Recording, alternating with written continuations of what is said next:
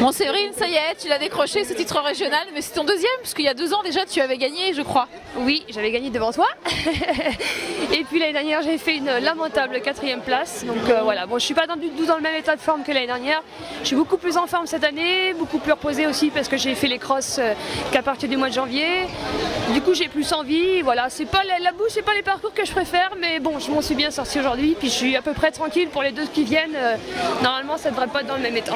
Donc aujourd'hui, tu partais sereine. En plus, avec l'absence de Corinne Herbreteau et Cécile Jarousseau, tu as géré ta course comme tu as voulu. Tu es partie au train. Alors, c'est sûr que là, ça m'a enlevé une belle épine du pied, mais parce que Cécile et Corinne sur des parcours comme ça sont assez fortes. Même si je suis costaud en ce moment, je sais que sur un parcours comme ça, je peux me faire avoir.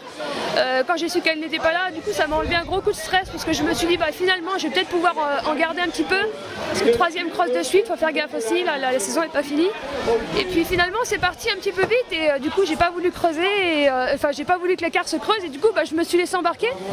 Et je me suis retrouvée assez vite seule et c'est vrai que c'est pas du tout la course que j'avais prévu de faire. Bon bah voilà, après je me suis retrouvée devant et je fais au train et puis finalement je choisis mes appuis, je panique un peu moins, j'arrive à me relâcher.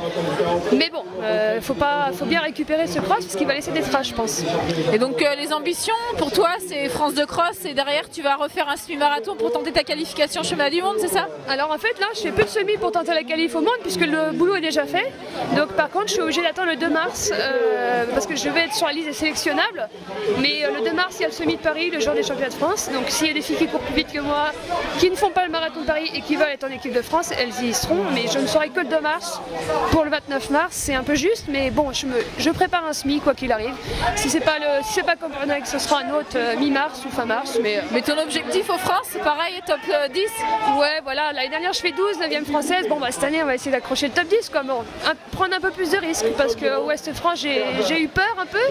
J'ai pas suivi les meilleurs alors que je suis vraiment pas loin. Donc en France, peut-être prendre des risques, oui.